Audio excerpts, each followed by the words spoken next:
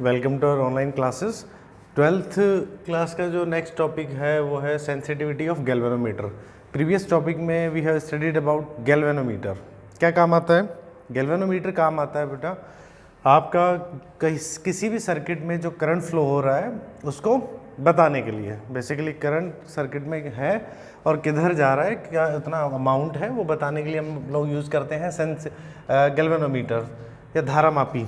अब गैल्वेनोमीटर आपने कल पढ़ा था, जो सस्पेंडेड कोइल गैल्वेनोमीटर था, उसमें हमने फाइनली ये कैलकुलेट किया था कि आई जो करंट है उसकी वैल्यू क्या आती है, C/NAB फाई। फाई क्या था? फाई वो एंगल था जितना आपका लैंप जो मिरर है वो रोटेट करता है, मतलब ऐंठन जितनी आती है उतना स्प्रिंग जितना एंगल से घूमती है वो फाई है। CNAB ये सब आप जानते हैं, कल हमने पढ़ा था। इसको हमने कांस्टेंट नाम दे दिया था, that will be K phi. और यहाँ से हमने बोला था आई प्रोपोर्शनल है फाई के, मतलब फाई पता लग गया तो क्या पता लग गया, आई पता लग गया। जितना ज़्यादा फाई उतना ज़्यादा आई, या यूँ कह सकते हैं जितना ज़्यादा आई उतना ज़्यादा phi. What is K? Constant K को नाम देते हैं अपन परिवर्तन गुणांक, या हम इसको कह सकते हैं कि कांस्टेंट फॉर द गैल्वेनोमीटर।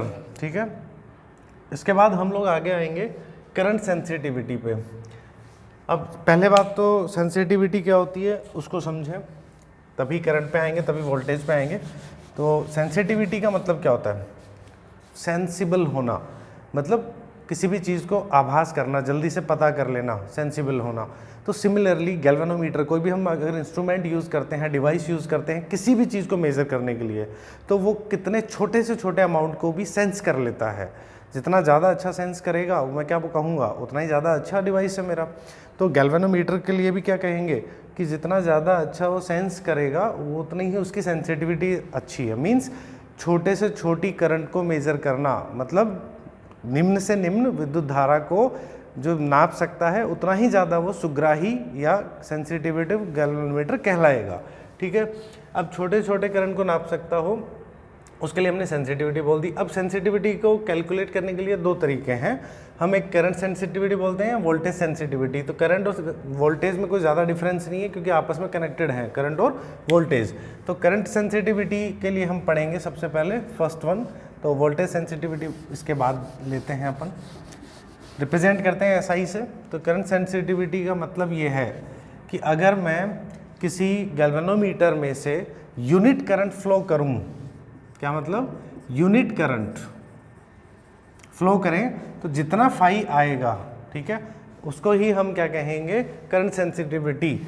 मतलब कि आप सिंपल सी लैंग्वेज में बोलेंगे कि अगर किसी गैल्वेनोमीटर में यूनिट करंट फ्लो की जा रही है तो डिफ्लेक्शन जितना भी आ रहा है एंगल का, वही क्या है, करंट सेंसिटिविटी। मीन्स अगर मैंने, अब इसका फॉर्मूला कैसे बनाए, तो अगर मैंने आई करंट फ्लो की और डिफ्लेक्शन आया फाई, तो यूनिट करंट फ्लो करने से कितना आएगा, तो आंसर है सर φ/I। यही तो मेरी डेफिनेशन है, बन गया ना फॉर्मूला। यूनिट करंट फ्लो करने से कितना डिफ्लेक्शन आ रहा है एंगल का, तो आंसर है φ/I। और इसी को हम बोलेंगे SI, sensitivity of current. This is the formula. अब I की वैल्यू पुट करके आगे इसको थोड़ा प्रोसेस कर सकते हैं। तो I अभी हमने पढ़ा प्रीवियस क्लास में, क्या होता है, NAB फाई, ये हमने पढ़ा ये। ठीक है, गैल्वेनोमीटर में आई की वैल्यू इतनी आई थी, हमने प्रीवियस क्लास में पढ़ा। तो आई की वैल्यू अगर पुट कर दें तो SI क्या बन जाएगा बेटा, φ/C/NAB फाई से फाई कैंसिल आउट हो गया, NAB/C आ जाएगा। सो SI की वैल्यू क्या आ गई, NAB/C। ठीक है, हाँ ये आ गई। So you can see that ये तक इसका फॉर्मूला बन गया। और C/NAB को क्या लिखते थे अपन, हमने इसको नाम दिया था K। समझ में आ रही है कि नहीं आ रही बात? तो K का उल्टा हो जाएगा कि नहीं है, तो आंसर यस, इसका रेसिप्रोकल हो गया। तो 1/K, तो रिलेशन बन गया K और सेंसिटिविटी, करंट सेंसिटिविटी के बीच में। ठीक है, तो एक करंट सेंसिटिविटी को हम इस तरह कैलकुलेट करेंगे। और सिमिलरली वोल्टेज कैसे करेंगे, तो वोल्टेज भी आप कर सकते हैं। वोल्टेज को अपन V फॉर वोल्टेज, तो SV बोल देंगे, और यहाँ पे वोल्ट का लिख देते हैं, और यहाँ इसको करंट की जगह क्या बोलेंगे, वोल्टेज। सो वोल्टेज के लिए वही डेफिनेशन जैसे करंट के लिए क्या थी कि करंट फ्लो करने, यूनिट करंट फ्लो करने से जितना भी एंगल आएगा डिफ्लेक्शन, वही तो सेम यही बात बोलेंगे, यूनिट वोल्टेज के लिए गैल्वेनोमीटर में जितना भी फाई आएगा वही क्या होगा, वोल्टेज सेंसिटिविटी। एकांक वोल्टता के लिए जितना भी आपका कोण बनता है वो, तो अगर मैंने बोला V वोल्टेज के लिए आपका कोण बनता है फाई, सो यूनिट वोल्टेज के लिए मतलब एकांक वोल्टता के लिए फाई अपॉन V, बस यही बन गया। तो यूनिट वोल्टेज के लिए हमारा जो फॉर्मूला बनेगा एस वी इजकल्स टू बनेगा फाई अपॉन वी, राइट। तो अब वोल्टेज को हम क्या लिख सकते हैं, इसको फॉर्मूला बनाने के लिए आई आर लिख सकते हैं, है ना, क्योंकि current into resistance that is V, और रेसिस्टेंस सपोज आर की जगह हमने यहाँ लिख दिया जी। क्यों लिख दिया, गैल्वेनोमीटर का रेसिस्टेंस को हमने किससे रिप्रेजेंट करने का सोचा, जी से करने का, जी फॉर गैल्वेनोमीटर, तो उसका रेसिस्टेंस भी हमने जी से सोचा, तो आई जी यहाँ पुट कर सकते हैं।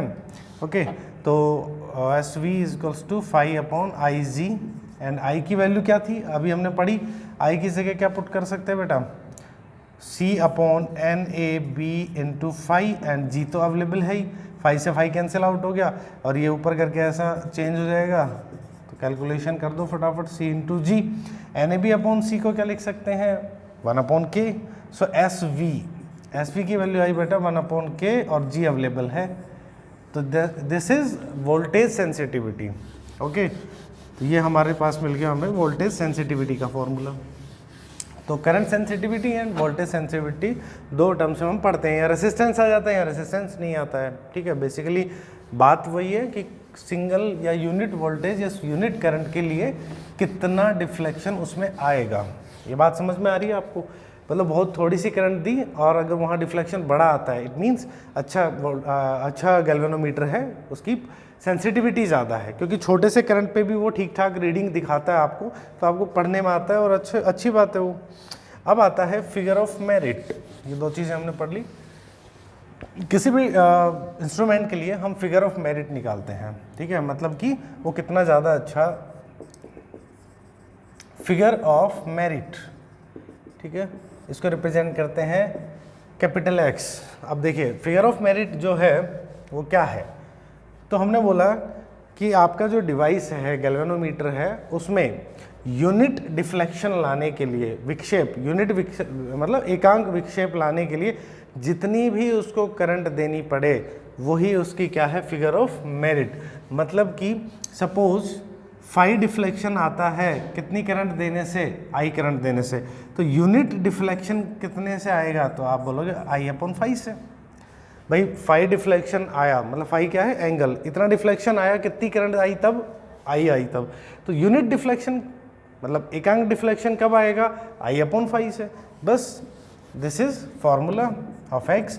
यही आपका फिगर ऑफ मेरिट है। यूनिट डिफ्लेक्शन के लिए रिक्वायर्ड जो करंट होती है गैल्वेनोमीटर में वही क्या होता है, फिगर ऑफ मेरिट होता है। और आप यहाँ गौर करें, आई अपॉन फाई, देखो अपन ने एस आई निकाला था, करंट सेंसिटिविटी, उसका फॉर्मूला क्या था, फाई अपॉन आई, ठीक है। आप देख पा रहे हैं ये उसका अपोजिट है आई अपॉन फाई, तो आप यहाँ क्या लिख सकते हैं 1 अपॉन एस आई। तो फिगर ऑफ मेरिट और करंट सेंसिटिविटी में भी एक रिलेशन हो गया, ठीक है, क्योंकि हम पढ़ सकते हैं। तो ये होती है सेंसिटिविटी ऑफ गैल्वेनोमीटर। ये कम्प्लीटली हमने 2-3 चीज़ें इसमें पढ़ ली हैं। अब कल आपको प्रीवियस क्लास में याद होगा, हमने जब गैल्वेनोमीटर पढ़ना स्टार्ट किया था तो आई हैव टोल्ड यू कि गैल्वेनोमीटर है वो 2 तरह का होता है, सस्पेंडेड कॉइल मतलब किलकित और निलंबित, और अब पढ़ेंगे हम किलकित, सेकंड वन पाइवेटेड, ठीक है, पाइवेटेड कॉइल गैल्वेनोमीटर, हिंदी में बोलते हैं इसको किलकित धारामापी, right. Same to same previous lecture में जो हमने पढ़ा suspended coil, same to same इसका प्रिंसिपल है, वही की वही चीज़ है। जब भी प्रिंसिपल क्या है कि जब भी अपन किसी रेडियल फील्ड के अंदर, या हमने मैग्नेटिक फील्ड बोले, सिंपल मैग्नेटिक फील्ड के अंदर जब भी कोई एक कॉइल रखी होती है और उस कॉइल में करंट फ्लो होता है तो उस पर क्या लगता है, टॉर्क लगता है। टॉर्क की वजह से वो कॉइल रोटेट करती है, यही हमारा प्रिंसिपल था, ठीक है। सेम टू सेम वही डायग्राम वही रहेगा, सब कुछ फटाफट से मैं बना देता हूँ आपके लिए। ये आपका यहाँ सुहोर्स मैग्नेट, या आप कह सकते हैं कि radial magnet NS, magnetic field बन जाएगा।